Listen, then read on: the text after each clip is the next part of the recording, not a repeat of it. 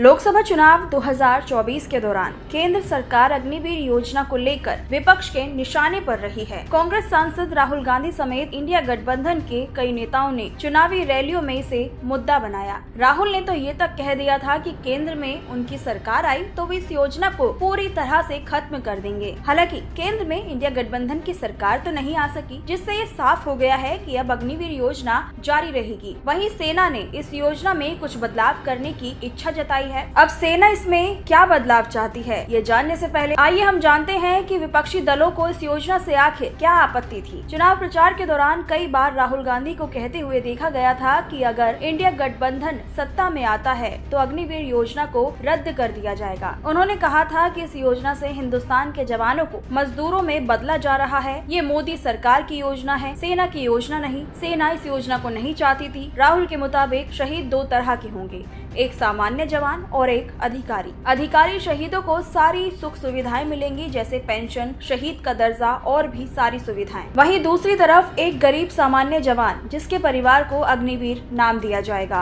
उसे ना तो शहीद का दर्जा मिलेगा, ना पेंशन, ना कैंटीन की सुविधा। सिर्फ राहुल गांधी ही नहीं बल्कि समाजवादी पार्टी के प्रमुख अखिलेश यादव भी इस योजना के विरोध में रहे हैं। अखिलेश का कहना है कि ये योजना अस्वीकार्य है। अग्निवीर योजना को आज का युवा कभी स्वीकार नहीं करेगा। देश की सुरक्षा के लिए अगर सरकार सिर्फ 4 साल की नौकरी देंगी और उसमें भी आपको कोई सुविधा नहीं मिलेगी और देश के लिए मरने पर सैनिक को सम्मान नहीं मिलेगा, तो इन 4 वर्षों के भीतर कोई भी इस नौकरी को स्वीकार नहीं करेगा। साथ ही भारतीय सेना ने अग्निपथ योजना की आलोचना करते हुए सुधार के लिए कई सिफारिशें की है। जवानों का कहना है कि 4 साल पूरे करने के बाद नियमित सेवा में शामिल होने वाले अग्निवीरों का प्रतिशत मौजूदा 25% से बढ़ाकर 60 से 70% करा जाए। सूत्रों के हवाले से बताया जा रहा है कि भारतीय सेना ने सेवा अवधि को 4 साल से बढ़ाकर 7 से 8 साल करने का सुझाव दिया है। इसके साथ ही तकनीकी क्षेत्र में अग्निवीरों के लिए प्रवेश आयु बढ़ाकर 23 वर्ष करने की सिफारिश की गई है। सेना ने ये भी सुझाव दिया कि ट्रेनिंग के दौरान विकलांग जवानों को